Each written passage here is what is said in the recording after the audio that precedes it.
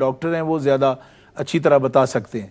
میں اس میں یہی بتا سکتا ہوں کہ ایسی چیز اس کے ساتھ یعنی آسما کے مریض جب اس کو لیتے ہیں پمپ کرتے ہیں اس کو تو اس سے اگر گلا تر ہو جاتا ہے حلق اندر سے تو اس صورت میں وہ روزے کے لیے نقصان دہ ہوگا. اور اگر ضروری وہ استعمال کرنا پڑتا ہے یا کسی موسم کا تعلق ہے تو پھر وہ ایسے آدمی کو روزہ مؤخر کرنا چاہیے, یعنی کہ وہ دوسرے دنوں میں اس کی قضا کر سکتا ہے اگر کچھ دنوں میں اچھا بھی ہوتا ہو بندہ تو اس صورت میں اگر اس کے بغیر وہ روزہ شریف روزہ مبارک مکمل نہ کر سکتا ہو پورا دن تو بالکل ٹھیک ہے, کیونکہ گلا اگر تر ہوتا ہے نا تو پھر اس صورت میں وہ روزہ کا نقص ہوگا اس سے.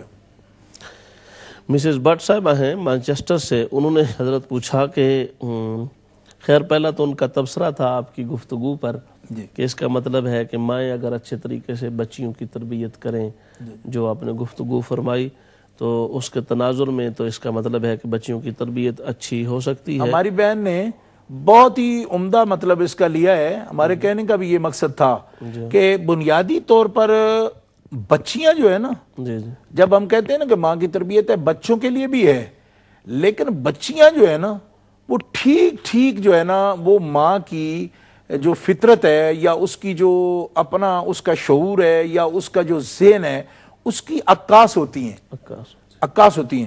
اور ہماری محترم مائیں جو ہیں وہ جب غفلت کا شکار ہوتی ہیں تو یقیناً بچیاں جو ہے وہ بھٹک سکتی ہیں. اس لیے ایک ماں جو ہے اس کے اثرات بیٹوں پر بھی ہوتے ہیں, لیکن بیٹے جو ہوتے ہیں وہ اپنے یعنی اپنی فطرت کے اعتبار سے اور اپنا جو ہے نا نو کے اعتبار سے وہ بیرونی اثرات بھی لیتے ہیں, لیکن بیٹیاں جو ہیں وہ بلوغ کی عمر تک جو ہے نا سب سے زیادہ ماں کی وہ بالکل عکس ہوتی ہیں طبیعت کا. اسی لیے اسی بات کو علامہ اقبال رحمۃ اللہ علیہ نے جو بیان کیا کہ مادرہ را اسوہ کامل بطول, مزرع تسلیم را حاصل بطول, مادرہ را اسوہ کامل بطول, ادب پروردہ صبر و رضا, آسیہ گرداں و لب قرآن سرا. آپ فرماتے ہیں ماؤں کے لیے اسوہ کامل جو ہیں وہ حضرت زہرا بطول ہیں, یعنی حضرت فاطمہ الزہرا ہیں. اور بڑی عمدہ انداز سے اس حقیقت کو علامہ اقبال رحمۃ اللہ علیہ نے بیان کیا ہے کہ ماؤں کے لیے اگر کوئی اسوہ کامل ہے. کیوں یہ بات اس لیے کہنی پڑتی ہے کہ ہمارے پیارے آقا صلی اللہ علیہ وسلم کا اسوہ حسنہ جو ہے وہ ہمارے لیے کامل نمونہ ہے, مگر نبی کریم علیہ الصلوۃ والسلام فرائض نبوت اور اللہ کی حکمتوں کے تحت اللہ کے محبوب مرد ہیں, یعنی عورت نہیں ہیں, مرد ہیں. تو عورتوں کو اگر ذہن میں یہ بات کبھی آئے کہ ہمارے کچھ تقاضے ایسے ہیں جن کی وجہ سے کہ اسوہ کامل ہمیں نبی کریم علیہ السلام کی زندگی میں کیسے مل سکتا ہے کہ جب فرق ہے ہمارے ان کی نو کا, تو اللہ احکم الحاکمین جل وعلا نے امہات المومنین اور بنات رسول کریم میں رسول اللہ صلی اللہ علیہ وسلم کی جو شخصیت ہے نا کہ عورتیں کامل طور پر یکسوئی کے ساتھ کس طرح اسوہ کامل دیکھیں, تو امہات المومنین کی شخصیات کو اور بنات رسول کی شخصیات کو اللہ احکم الحاکمین جل وعلا نے عورتوں کے لیے اسوہ کامل فرما دیا کہ جن باتوں میں احکام شریعت ہیں تو نبی پاک علیہ الصلوۃ والسلام کے اسوہ پر عمل کریں. عورتیں اپنی فطرت یا اپنی جو فطری بسا اوقات کمزوری سمجھ لیں عورت کی شخصیت کی یا فطری جو اس کے اندر ایک لطافت ہے اس کے اعتبار سے سمجھیں کہ ہم عظیمتوں پر کیسے عمل کر سکتی ہیں. تو فرمایا عظیمتوں پر عمل کرنے والی عورتیں بھی دیکھو امہات المومنین 3 سالہ ایک محصور زندگی جیل تک کی جو زندگی ہے اس سے برے ماحول میں بھی, یعنی دنیاوی اعتبار سے جو یعنی سخت ماحول ہے اس ماحول میں بھی حضرت خدیجہ الکبریٰ جیسی ہستی اگر اتنی یعنی ناز و نعم میں رہنے والی تاجرہ اور طاہرہ عورت کے جس کے پاس یعنی وہ بنو اسد اور عبدالعزیٰ کا خاندان یعنی خاندانی شرافت بھی تھی, مال و دولت بھی تھا, کبھی تکلیف دیکھی نہیں تھی, مگر آج وہ ان کا نمونہ دیکھو کیا کر رہی ہیں کہ بچیوں کو بھی یہ تربیت دے رہی ہیں کہ تقاضا کرنا تو دور کی بات ہے, چہرے پر بھی کبھی غم نہ لانا تاکہ آپ کے رسول والد جو ہیں ان کی طبیعت پر اس کا اثر نہ ہو. اس سے آپ عظمت کا اندازہ کریں کہ حضرت خدیجہ الکبریٰ کی ذہنیت کیا تھی, اللہ نے کیسی عظمت ان کو عطا فرمائی. اور پھر حضرت خاتون جنت نے جیسی تربیت کی ہے, حضرت حسنین کریمین کی, حضرت سیدہ زینب کی. علامہ اقبال میں اس لیے ان کا حوالہ دیتا ہوں کہ علامہ نے جس انداز سے اس کو لکھا ہے نا, اور بہت کم لوگوں کو ایسا نصیب ہوا کہ وہ شعر میں ایسی بات کہیں. یہاں وہ کہتے ہیں مادرہ را اسوہ کامل بطول, اور مزرع تسلیم را حاصل بطول، کہ اسلام کا جو کھیتی ہے نا اس کا جو حاصل ہے وہ حاصل جو ہے نا، یعنی اسلامی تعلیمات کا جو نچوڑ ہے وہ آپ کی حیات مبارکہ ہے اور ماؤں کے لیے اسوہ کامل ہیں. اور فرماتے ہیں کہ دیکھو کہ ادب پروردہ صبر و رضا، کہ صبر و تسلیم و رضا کی پالی ہوئی ہیں آپ، اسی لیے آسیہ گرداں ولب قرآن سرا، چکی چلا رہی ہیں اور اس حال میں بھی مشقت ہو رہی ہے کہ چکی پیس رہی ہیں بچوں کے لیے، آٹا پیس رہی ہیں خاندان کے لیے، اور اس حالت میں بھی لب قرآن سرا، کہ چکی بھی چل رہی ہے اور قرآن پاک کی تلاوت بھی جاری ہے.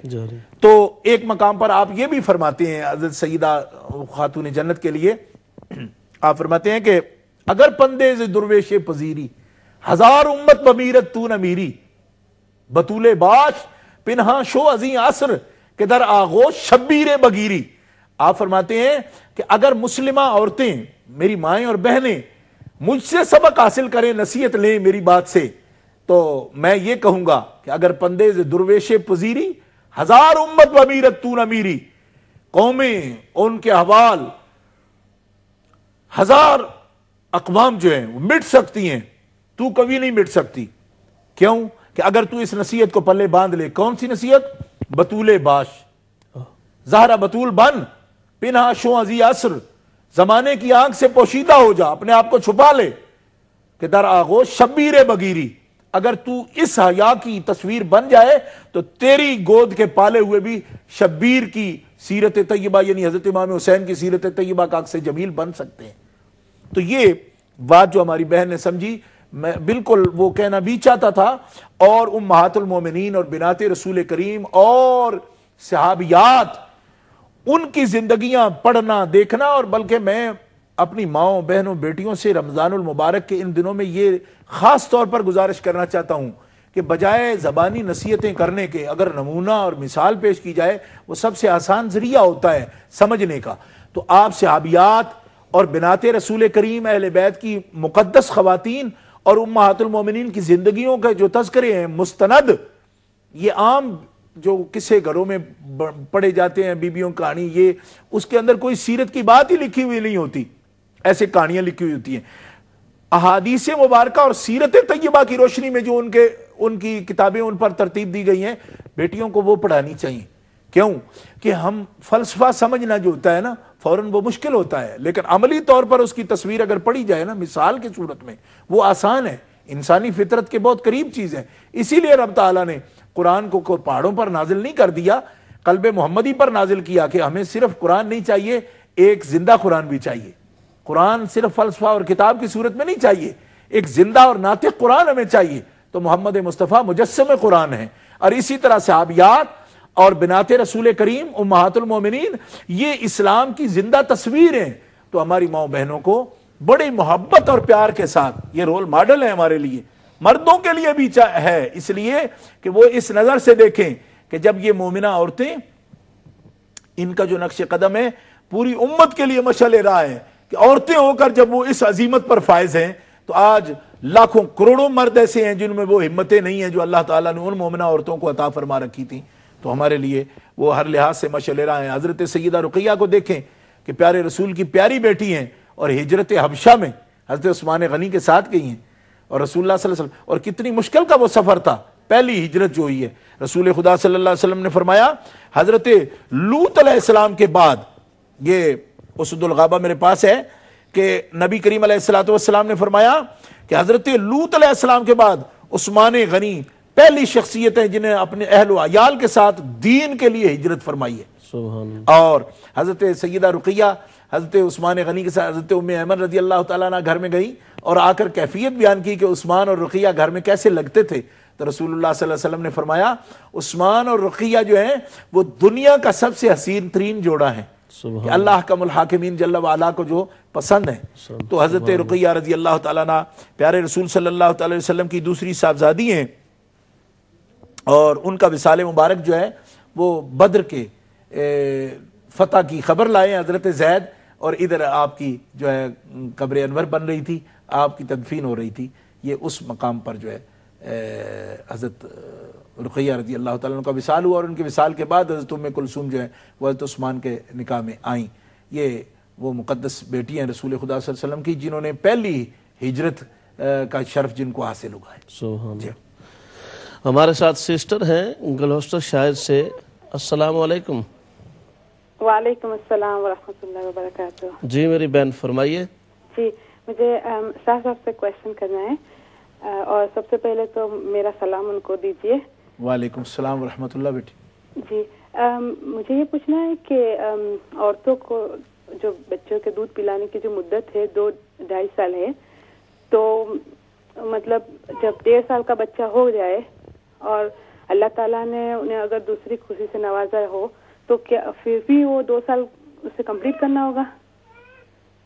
جی ٹھیک ہے۔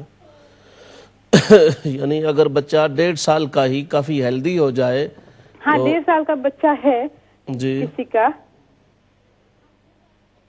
جی جی جی جی آپ بولیے، آواز آ رہی؟ آپ تھوڑا اپنا ریسیور قریب کر کے بولیے۔ جی اور فریش ملک بھی لیتا ہے، پھر بھی اسے مطلب ماں کے پاس طلب ہوتی ہے نا بچے کو۔ جی جی جی تو ابھی اس عرصے میں اللہ تعالیٰ نے اور خوشی سے نواز دیا ہو، دوسرے بچے کی خوشی دی ہو، تو پھر بھی ہمیں 2-2.5 سال کی ماں تک اسے دودھ دینا چاہیے یا اسٹاپ کر دینا چاہیے؟